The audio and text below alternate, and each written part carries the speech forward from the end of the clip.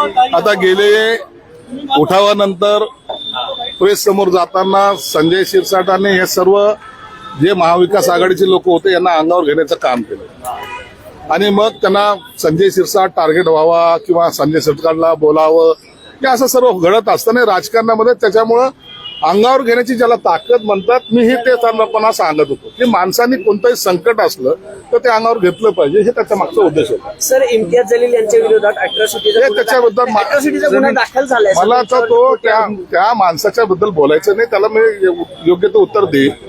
असे आरोप करणारे जास्त काळ टिकत नसतात. सर एमआयडीसीचा विषय असेल किंवा मग तुमच्या हॉटेलच्या संदर्भातला विषय कोणताही विषय असेल त्यांनी सातत्याने टार्गेट केलं जाते हे महायुतीकडनं यांचे बोलवते धनी कोण आहे ते तुम्हाला सर्वांना माहिती आहे. सगळं जग जाणून आहे का करतायत काय दुश्मनी आहे कशामुळे होतंय याच्या मागं कोण आहे ते सर्व जाहीरीतले शुक्राचार्य मला माहित आहेत.